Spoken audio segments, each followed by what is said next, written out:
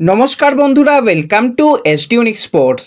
বন্ধুরা, এই ভিডিওতে আমরা কথা বলবো কিছু ট্রান্সফার আপডেট নিয়ে, কিছু ফুটবল আপডেট নিয়ে, ইস্টবেঙ্গলের ষষ্ঠ বিদেশি নিয়ে কিন্তু ছোটোখাটো কিছু আপডেট রয়েছে, সেগুলোও কিন্তু আমরা শেয়ার করে নেব এই ভিডিওতে। খুবই ইন্টারেস্টিং একটা ভিডিও হবে, শুরু থেকে শেষ পর্যন্ত দেখো। আর ভিডিও ভালো লাগলে সকলে একটা করে লাইক করে দিও। আর যারা চ্যানেলে প্রথমবারের জন্য এসেছো, মনে করে চ্যানেলটাকে সাবস্ক্রাইব করে তার পাশের বেল আইকনটাকে অন করে রেখো, তাহলে তোমাদের প্রিয় দলের খেলার সমস্ত আপডেট তোমরা এখানে পেয়ে যাবে। তো চলো আর দেরি না করে ভিডিও শুরু করা যাক। তো প্রথমেই যদি আমরা ইস্টবেঙ্গলের সিএফএল এর ম্যাচ নিয়ে কথা বলি, তো আগামীকাল কিন্তু ইস্টবেঙ্গল দুপুর 3টে থেকে সিএফএল এর ম্যাচ খেলতে চলেছে। খুবই একটা গুরুত্বপূর্ণ ম্যাচ কিন্তু ইস্টবেঙ্গলের জন্য। এবার সেটা কিন্তু ঘরের মাঠে ইস্টবেঙ্গল খেলবে না, ইস্টবেঙ্গল কিন্তু নৈহাটি স্টেডিয়ামে কালকের ম্যাচটা খেলবে। আর যারা যারা নৈহাটিতে আছো বা নৈহাটির কাছাকাছি আছো, তারা কিন্তু অবশ্যই এই ম্যাচটা দেখতে যাও। খুবই একটা হাই ভোল্টেজ ম্যাচ হবে, কারণ ডার্বি ম্যাচের পরের ম্যাচ কিন্তু সবসময় কঠিন ম্যাচ হয়। কলকাতা কাস্টমসের মুখোমুখি হবে, আর কলকাতা কাস্টমসও কিন্তু 3টে ম্যাচের মধ্যে তারা যথেষ্ট ভালো ফুটবল খেলেছে এবং তারা কিন্তু ইস্টবেঙ্গলের একদম ঘাড়ে নিঃশ্বাস ফেলছে। একদম 3টে ম্যাচে তারাও কিন্তু জিতে আসছে, কিন্তু গোল ডিফারেন্সে ইস্টবেঙ্গল এগিয়ে থেকে পয়েন্ট টেবিলে 2 নম্বর পজিশানে রয়েছে। তো অবশ্যই কিন্তু ইস্টবেঙ্গল চাইবে কলকাতা কাস্টমসকে হারিয়ে একটা ভালো রেজাল্ট করতে। তো কালকে কারা কারা মাঠে যাচ্ছ অবশ্যই কিন্তু কমেন্টে জানিও। তো এরপরে যদি আমরা একটুখানি হীরা মণ্ডলকে নিয়ে কথা বলি, তো ডার্বি ম্যাচে কিন্তু হীরা মণ্ডল আরও একবার লাল হলুদ জার্সি গায়ে মাঠে নেমেছিল এবং পারফরমেন্স প্রথম ম্যাচের বিচারে যথেষ্ট ভালো ছিল। অনেকেরই ভালো লেগেছে পারফরমেন্স, অনেকের আবার খারাপও লেগেছে। তো হীরা মণ্ডল কিন্তু নিজস্ব সোশ্যাল মিডিয়াতে এবার একটা বড় বার্তা দিয়েছে ইস্টবেঙ্গলকে নিয়ে। তো হীরা মণ্ডল ডার্বি ম্যাচের পরে সে সকল সমর্থকদের কিন্তু ধন্যবাদ জানিয়েছে তার পাশে থাকার জন্য। অনেক দিন বাদে সে মাঠে ফিরেছিল, এরকম একটা বড় ম্যাচে নামাটা কিন্তু সহজ কাজ ছিল না মোটেই, এবং অলওয়েজ কিন্তু এই লাল হলুদের জার্সির জন্য সে এখনও অনেক কিছু করতে চায়। তাকে আরও একবার সুযোগ করে দেওয়ার জন্য সে খুবই খুশি, এবং অনেক দিন বাদে সে আবারও ম্যাচ খেলতে পেরে এবং ডার্বি ম্যাচ জিততে পেরে সর্বোপরি খুবই খুশি। আশা করে সে ভবিষ্যতে আরও ভালো ফুটবল খেলে প্রতিটা লাল হলুদ সমর্থকের মুখে হাসি ফোটাবে। তো আমরাও চাই হীরা মণ্ডল আরও ভালো ফুটবল খেলুক, এবং বিশেষত সিনিয়র দলে হীরা মণ্ডলের মতন একজন প্লেয়ারকে দরকার, যে কিন্তু জার্সি ওয়েট বোঝে, নিজের 100% দিয়ে খেলার চেষ্টা করে। তো এরকম একজন প্লেয়ার যদি ইস্টবেঙ্গলের সিনিয়র দলেও চলে আসে, তো সিনিয়র দলের ক্ষেত্রেও কিন্তু একটা ভালো সাইনিং বা ভালো একটা অপশান হবে। তো দেখা যাক পরবর্তী সময় হীরা মণ্ডল কতটা কি ভালো ফুটবল খেলতে পারে।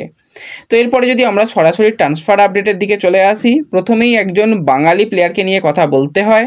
22 বছর বয়সী বাঙালি রাইট ব্যাকের প্লেয়ার রবীন যাদব, যে কিন্তু ইন্ডিয়ান আন্ডার-23 দলেরও সদস্য হয়েছে এবং বেঙ্গালুরু এফসির ইউথ টিম থেকে উঠে আসা পরবর্তী সময় বেঙ্গালুরু এফসির সিনিয়র দলেও সে লাস্ট সিজনে যথেষ্ট ভালো ফুটবল খেলেছে। তোমাদের যেরকমটা জানিয়েছিলাম, সে কিন্তু এবার বেঙ্গালুরু ছেড়ে নর্থ ইস্টের পথে যেতে চলেছে। তো সেইভাবেই কিন্তু এবার অফিসিয়াল কনফার্মেশন নর্থ ইস্টের তরফ থেকে এসে গেছে। এই বাঙালি প্লেয়ারকে কিন্তু নর্থ ইস্ট সাইন করিয়ে নিয়েছে অফিসিয়ালি। তো আশা করি পরবর্তী সময় রবীন যাদব কিন্তু ভালো ফুটবল খেলতে পারবে নর্থ ইস্টের জার্সি গায়ে।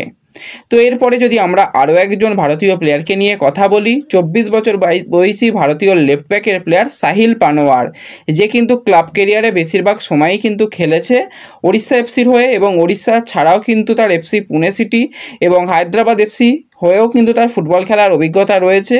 এবং এই আইএসএল এক্সপিরিয়েন্স প্লেয়ারকে কিন্তু এবার অবশেষে সাইন করিয়ে নিল Mumbai City FC. Official confirmation এসে গেছে, কারণ আকাশ মিশ্রাকে দীর্ঘদিন পাওয়া যাবে না, সেই জায়গাতেই কিন্তু সাহিল পানোয়ারকে নিয়ে আসা, এবং সে যদি ভালো ফুটবল খেলতে পারে তাহলে কিন্তু অনেকটাই সমস্যার সমাধান হয়ে যাবে মুম্বাই সিটি এফসির জন্য।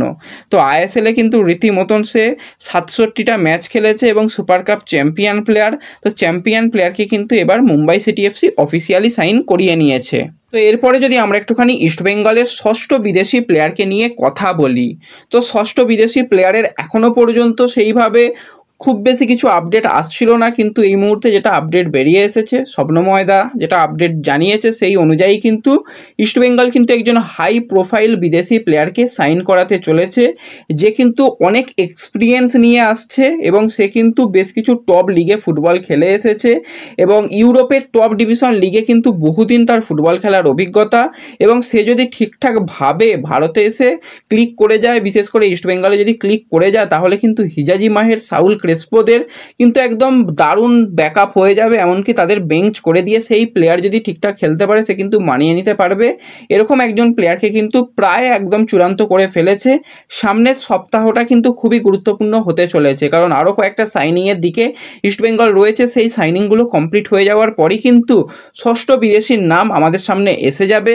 তো কয়েকটা প্রোফাইল নিয়ে অনেক দিন ধরেই আলোচনা চলছে, তো আশা করা যায় সেরকম কিছু যদি প্রোফাইলের প্লেয়ারকে নিয়ে আসা যায় তো খুবই ভালো হবে। তো ইউরো কাপ তো চলছিল, ইউরো কাপেরও কয়েকজন প্লেয়ারকে নজরের মধ্যে রেখেছিল, সেরকম মাপেরও যদি কোনো প্লেয়ারকে নিয়ে আসা হয় তো দারুণ সাইনিং হবে। তো আমরা অপেক্ষা করছি একটা ভালো সাইনিং এবং একটা হাই প্রোফাইল সাইনিং, যার কিন্তু মার্কেট ভ্যালুও যথেষ্ট ভালো হবে, তার স্যালারিও কিন্তু যথেষ্ট ভালো হবে। সেরকম একজন প্লেয়ারকে কোচ কার্লেস কোয়াদ্রাত আনতে চলেছে দলের ব্যালেন্সকে আরও বাড়ানোর জন্য। সামনে এএফসির ম্যাচ, সেখানে যাতে ভালো পারফরমেন্স করতে পারে, কারণ অনেকটাই নির্ভর করে বিদেশিদের পারফরমেন্সের উপর। রীতিমতন ইস্টবেঙ্গলের যে সমস্ত বিদেশি প্লেয়ার রয়েছে ডিফেন্সে হিজাজি মাহের, মাঝমাঠে কিন্তু মাধি তালাল, সাউল ক্রেসপো, আক্রমণ ভাগে ডিয়ামান্টাকোস এবং ক্লেটন সিলভা, প্রত্যেকজন কিন্তু আইএসএল এক্সপিরিয়েন্স প্লেয়ার এবং প্রত্যেকজন কিন্তু সফল প্লেয়ার। মাধি তালালের যদি কথা বলি বা যদি আমরা ডিয়ামান্টাকোসের কথা বলি, দুজনের লাস্ট সিজনে দারুণ ফুটবল খেলেছে, আর বাকি প্লেয়াররা ইস্টবেঙ্গলের সেট আপে রয়েছে। তো সেই জায়গাতেই কিন্তু একজন আরও ভালো মানের বিদেশি প্লেয়ারকে এনে আরও শক্তিশালী করতে চাইছে কোচ কার্লেস কোয়াদ্রাত। তো আশা করা যায় খুব তাড়াতাড়ি কিন্তু তার নামটাও বেরিয়ে আসবে, এবং নাম বেরিয়ে এলে অবশ্যই তোমাদের জানিয়ে দেব। তো মোটামুটি এরকমই একটা ধারণা পাওয়া যাচ্ছে যে একজন টপ ক্লাস প্লেয়ারকে আনতে চলেছে। তো এই ভিডিওতে এটুকুই আলোচনা করার ছিল। ভিডিও ভালো লাগলে ভিডিওতে লাইক করে দিও, চ্যানেলে প্রথমবারের জন্য এলে চ্যানেলটাকে সাবস্ক্রাইব করে দিও, ফেসবুক পেজ থেকে ভিডিও দেখলে ফেসবুক পেজটাকে ফলো করে নিও, এবং ভিডিও একটু সকলের সঙ্গে শেয়ার করে দিও। তো দেখা হচ্ছে পরবর্তী ভিডিওতে। ধন্যবাদ।